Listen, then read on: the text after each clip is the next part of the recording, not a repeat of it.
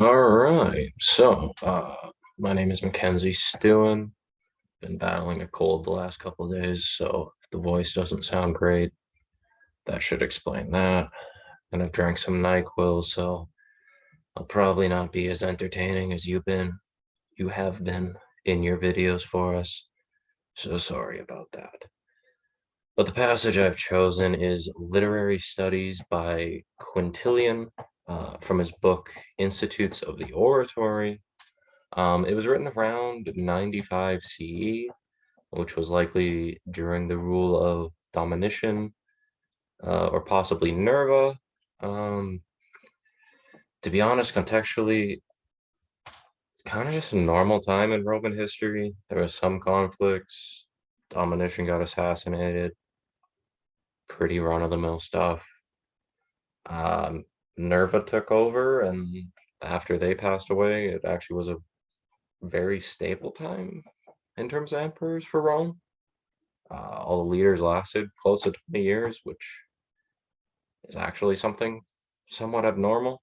But yeah, for the most part, almost seems like a pretty peaceful time. Well, not peaceful, there were conflicts, but less unsettled unrest in the population. So might be why they had time to write more about their schooling systems and things like that. But to get into the actual passage, it appears to be how Quintilian thinks literary studies should be taught in Roman schools. He goes through and says that after the students learn to read and write, they should learn proper speech and poetry, which seems to make some sense. It gets a little weird saying that literacy is incomplete without the study of music to teach rhythm to the students. I guess so. And you need astronomy because poets use constellations to tell time. It's getting to be a little bit more of a reach, but it just seems a little odd having someone fail literary studies if they don't know where Orion's belt is, but I guess that's why it's 2,000 years ago.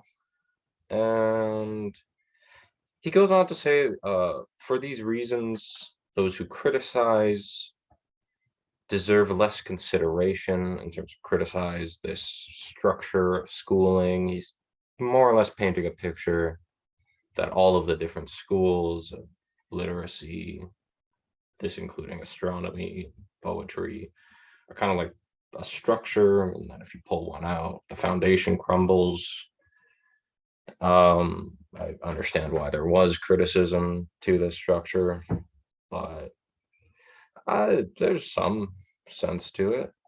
And what to me made this significant is actually the footnote to the passage where it says that the criticisms were more or less other writers mm, who had said that they are educated not for life, but for the school.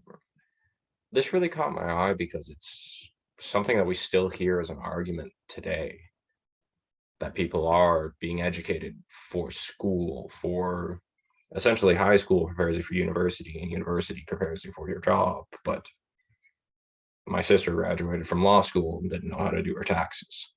Just things like that where, a lot of the actual useful classes are optional, useful in the terms of day-to-day life. Um, just really a interesting thing that I'm surprised isn't brought up more in our day-to-day lives, that 2,000 years ago they were struggling with these same issues in schooling that we are bringing up now. People are looking at ways to revamp our school systems, or I don't know if they're really looking at them, but you do see the ideas from time to time. Yeah, just that's the passage more or less. I've written it down, but I think I covered the majority of my notes. Anyways, thank you for this experience to figure out how to make a video. I decided to just do it in Zoom, so hopefully this actually works, but yeah, fingers crossed.